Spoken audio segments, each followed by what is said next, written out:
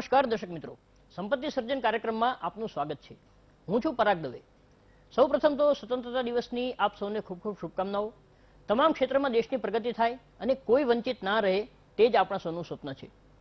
મિત્રો, આજે આપણે શેર બજારના એક એવા પ્રકારની ચર્ચા કરીશું જે અનેક લોકોનો પ્રિય છે અને સાથે સાથે એવા લોકો પણ છે જે તેને માત્ર સટ્ટો જ માને છે. આપણે વાત કરીશું ફ્યુચર્સ એન્ડ ઓપ્શન્સની, એટલે કે F&O. શેર બજારમાં ઘણી આંટીઘૂંટી છે અને F&O તે પૈકી એક છે. આ આખો ખેલ ભવિષ્યને લઈને તમારા અંદાજ અંગે છે. હું તમામ દર્શકોને સ્પષ્ટ કહેવા માંગુ છું કે અહીં આપણે F&Oની સમજ મેળવવા માટે જ ચર્ચા કરી રહ્યા છીએ. તેમાં ટ્રેડિંગ કરવું કે નહીં તે અંગે તમારે તમારા ફાઇનાન્શિયલ એડવાઇઝરની સાથે ચર્ચા કરવી જરૂરી છે. F&O શું છે અને તેમાં કેવી કેવી બાબતોને ધ્યાનમાં લેવી જરૂરી છે તે માટે આપણી સાથે ચર્ચા કરવા માટે આજે સ્ટુડિયોમાં જોડાયા છે આપકા ઇન્વેસ્ટમેન્ટના સ્થાપક હિતેશ સોમાણી અને લક્ષ્મીશ્રી ઇન્વેસ્ટમેન્ટના ગુજરાત હેડ વિરલ મહેતા. આપનું સ્વાગત છે હિતેશભાઈ, વિરલભાઈ. સૌપ્રથમ વિરલભાઈ, આપને પૂછવા માંગીશ કે F&O ઘણો લોકપ્રિય ઓપ્શન છે. શેર બજારમાં ઘણા બધા જે રોકાણકારો છે તે F&Oનો યુઝ કરતા હોય છે, પરંતુ જે આપણે વારંવાર સાંભળતા હોય છે કે લોકોના પ્રોપર્ટી વેચે ગઈ, ગાડી વેચે ગઈ, એ ટ્રેડિંગ ડિલિવરી બેઝ ટ્રેડિંગમાં થતું એ પરિસ્થિતિ ડિલિવરી બેઝ ટ્રેડિંગમાં આવે છે કે F&Oમાં? એ વસ્તુ જે છે F&Oમાં આવે છે. ઘણા બધા વ્યક્તિ એવા છે કે જે ડિસિપ્લિન વગર F&Oમાં ટ્રેડિંગ કરે તો આ વસ્તુ પોસિબલ છે. આપણે ભૂતકાળનો એક દાખલો લઈએ તો DHFL જેવી એક કંપની હતી જેનું ફ્યુચર ટ્રેડિંગ થતું હતું.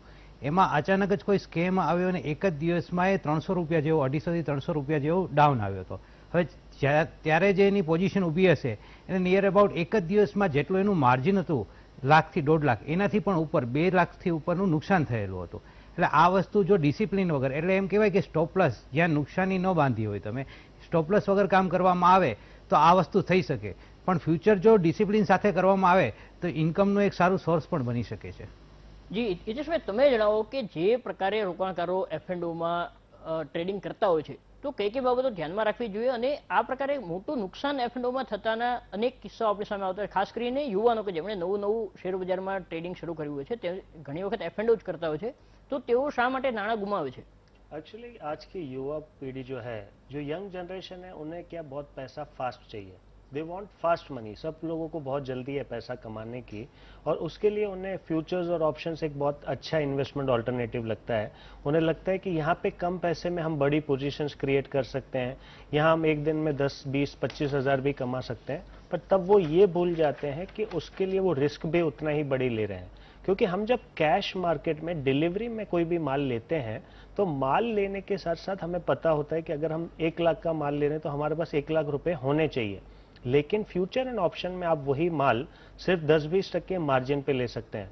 तो हम 20,000 में 1 लाख का माल ले लेते हैं और जैसे ही स्टॉक 5-10% करेक्ट होता है तो हमारा सारा पैसा जीरो हो जाता है.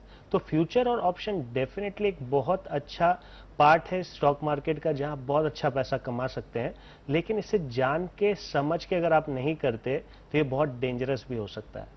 જી બિલકુલ સાચી વાત જણાવી. દર્શક મિત્રો, ખાસ ધ્યાનમાં લો કે જે F&O કરવાનો છે તે પૂરતી માહિતી વગર કરવામાં આવે તો મોટું નુકસાન જઈ શકે છે, ફાયદો થવાના બદલે નુકસાન થતું હોય છે. ઘણી વખત હું મજાકમાં કહેતો હોઉં છું કે જો સમજ્યા વગર F&O એટલે કે ફ્યુચર એન્ડ ઓપ્શન રમવામાં આવે તો તેના ફ્યુચર માટે કોઈ ઓપ્શન બચતું નથી.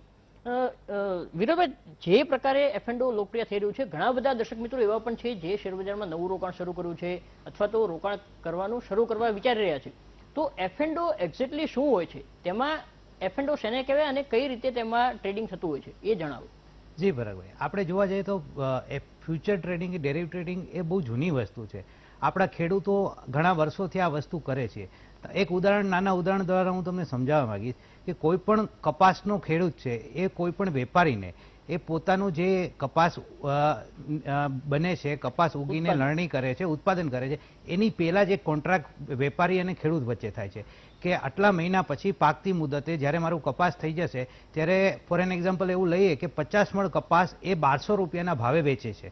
પણ એના બે વ્યક્તિ વચ્ચે એક દસ્તાવેજ થાય છે કે પાકતી મુદતે આટલો કપાસ દેવા ખેડૂત બંધાયેલો છે અને વેપારી 1200 રૂપિયા મણ પ્રમાણે એ ભાવ દેવા બંધાયેલો છે. પણ ત્યારે માર્કેટ રેટ કદાચ 1000 પણ ચાલતો હોય ને 1500, પણ જે કોન્ટ્રાક્ટ થયો છે એ કોન્ટ્રાક્ટ પ્રમાણે એ દેવા બંધાયેલા છે. આને ફોરવર્ડ ટ્રેડિંગ કહેવાય.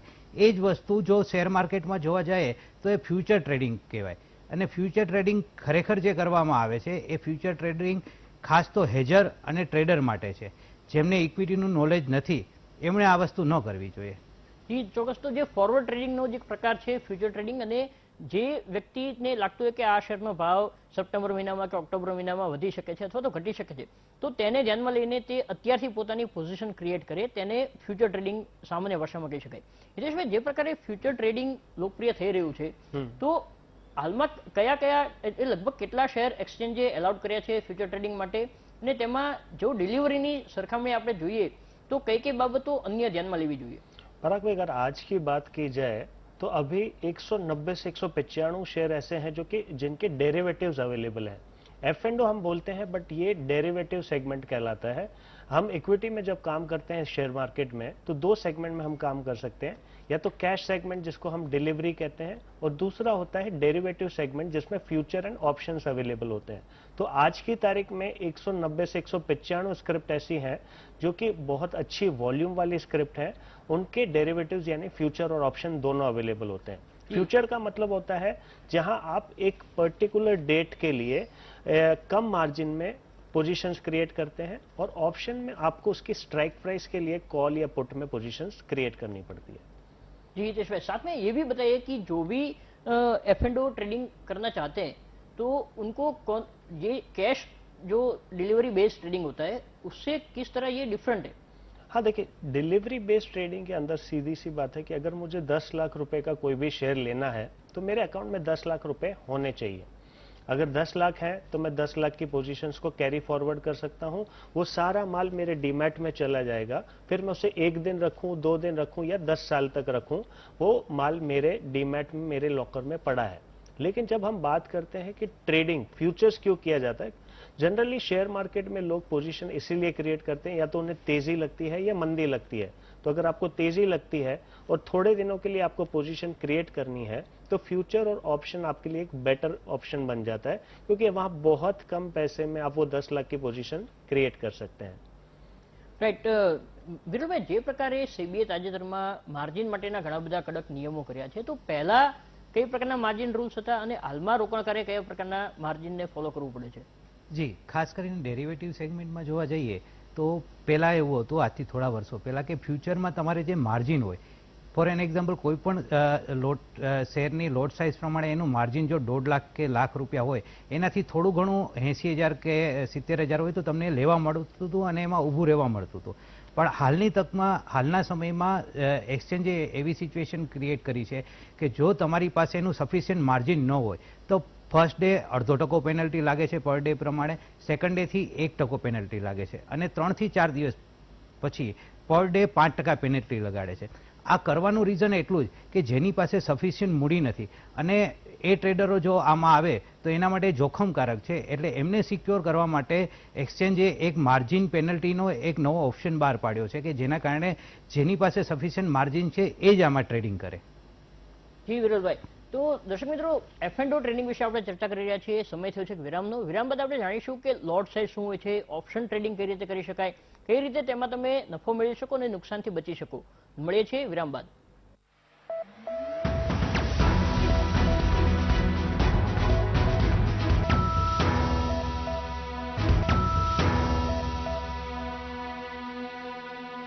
વિરામ બાદ સ્વાગત છે આપનું દર્શક મિત્રો. સંપત્તિ સર્જન કાર્યક્રમમાં આપણે ચર્ચા કરી રહ્યા છીએ F&O સેગમેન્ટ અને તેમાં કઈ રીતે ટ્રેડિંગ થાય, કઈ કઈ બાબતોની સાવચેતી રોકાણકારો રાખવી જોઈએ તે અંગે. વિરેલભાઈ, કોઈ પણ શેરની લોટ સાઇઝ કેટલી હોય છે અને લોટ સાઇઝ નક્કી કેવી રીતે થાય છે, અને માર્જિન મની એટલે એક્ઝેક્ટલી શું એ પણ તમે એક સરળ ભાષામાં સમજાવો જે સામાન્ય રોકાણકાર પણ સમજી શકે. જી, કોઈ પણ શેર હોય એની જે ફ્યુચરની સાઇઝ હોય એક્સચેન્જે નક્કી કરેલી હોય, એની લોટ સાઇઝ જનરલી જોવા જાય તો કોઈ પણ ડેરિવેટિવ સેગમેન્ટના કોઈ પણ સ્ટોક કે ઇન્ડેક્સ ફ્યુચરમાં 5 થી 10 લાખની વચ્ચેની ટોટલ એમાઉન્ટ થતી હોય છે. ફોર એન એક્ઝામ્પલ, કોઈ પણ શેરનો ભાવ જો 1000 રૂપિયા છે, બરાબર, અને એની લોટ સાઇઝ જે છે એ 100ની છે, તો એનું જે મલ્ટિપલ થશે એના 10 થી 15%. ફોર એન એક્ઝામ્પલ, 10 લાખનો કોઈ સ્ટોક ફ્યુચર થાય છે તો એમાં તમે ફક્ત 15 થી 20% એટલે 1.5 થી 2 લાખ લઈ અને ઇન્વેસ્ટ કરીને એ ફ્યુચર લઈ શકો છો. સાથે તમારે એનું M2M એટલે માર્ક ટુ માર્ક સરળ ભાષામાં સમજીએ ને પરાગભાઈ, તો આજે તમે કોઈ પણ શેર લીધો એમાં જો 10 રૂપિયાનો ઘટાડો આવ્યો અને લોટ સાઇઝ 500ની છે તો કાલે સવારે એમાં 5000નું જે નુકસાન થાય છે એ તમારે ભરપાઈ કરવું પડશે. એને M2M કહેવાય. M2M loss profit day to day તમારે મેન્ટેન કરવું પડે એટલે છે. બીજા દિવસે ભરપાઈ કરવું પડશે. જી, બીજા જ દિવસે તમારે કમ્પલસરી ભરપાઈ કરવું પડશે. જો તમે નથી ભરપાઈ કરતા તો તેના ઉપર પેનલ્ટી લાગે છે. મેં જે રીતે કીધું પર ડે 0.5થી 1% અને જેમ આગળ જાય એમ 5% સુધી પર ડે પેનલ્ટી છે, એ તમારે કમ્પલસરી ભરવી પડે. જો તમે નથી ભરતા તો એ પોઝિશન બ્રોકર દ્વારા સ્ક્વેર ઓફ કરવામાં આવે છે. રાઈટ. તો દર્શક મિત્રો, આ ઘણું જોખમી છે. જો તમારે ડેઈલી આમાં જે નફો નુકસાન થતું હોય છે, જો નુકસાન થતું હોય તો તમારે તેને બીજા દિવસે ભરપાઈ કરી દેવું અતિ આવશ્યક છે. હિતેશભાઈ, ઓપ્શન ટ્રેડિંગની જે આપણે વાત કરીએ છીએ, ઓપ્શન ટ્રેડિંગ કઈ રીતે ફ્યુચર કરતાં જુદું પડે છે અને તેમાં કઈ કઈ બાબતોનું ધ્યાન રાખવું જોઈએ? देखिए, डिलीवरी के सामने अगर हम फ्यूचर लेते हैं तो हमें 20% मार्जिन जैसा लगता है. यानी अगर आप 10 लाख का माल ले रहे हो तो आपको 2 लाख का इन्वेस्टमेंट करना होगा.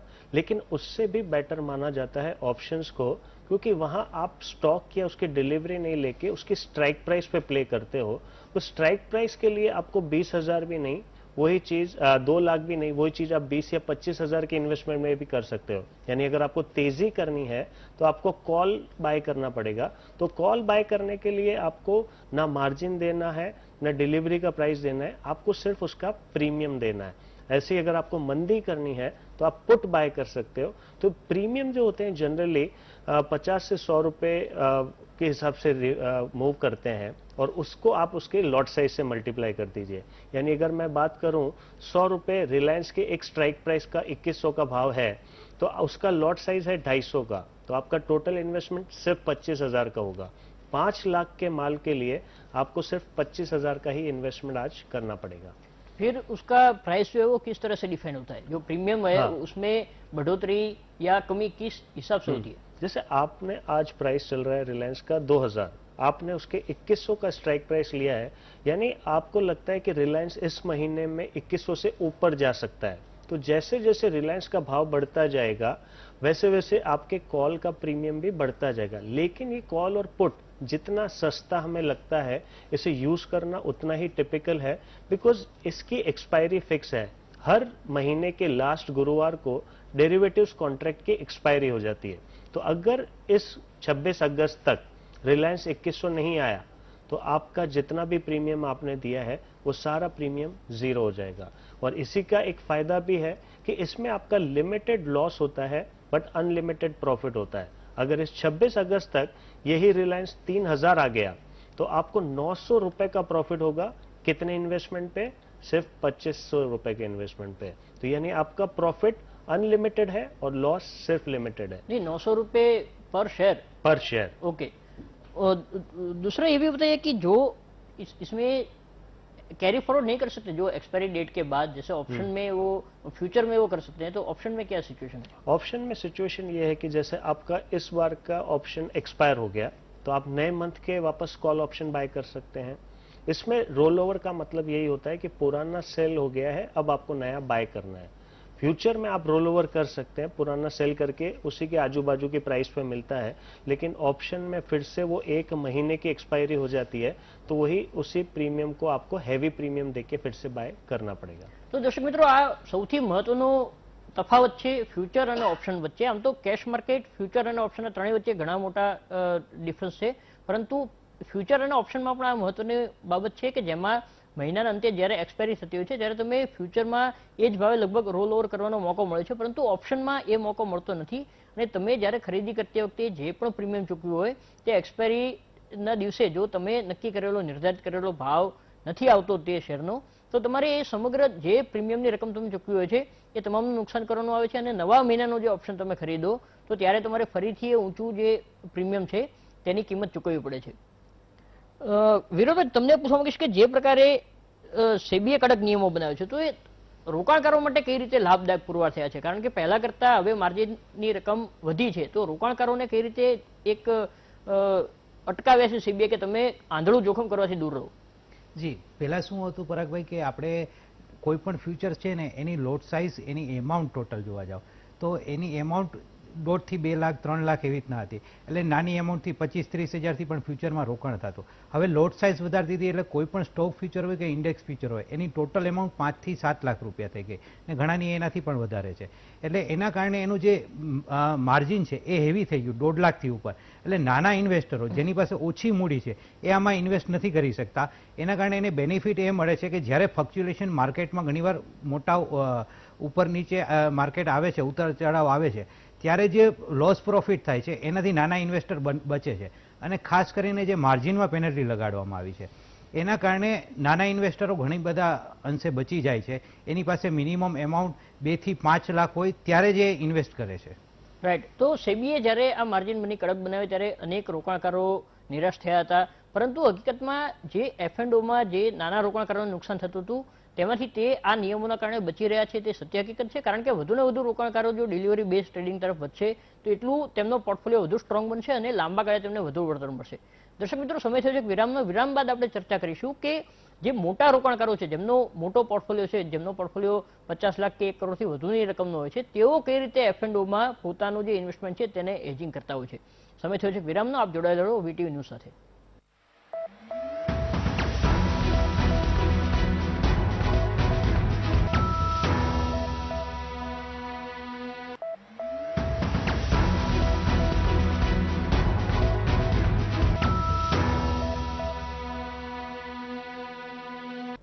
વિરામ બાદ સ્વાગત છે આપનું દર્શક મિત્રો સંપત્તિ સર્જન કાર્યક્રમમાં.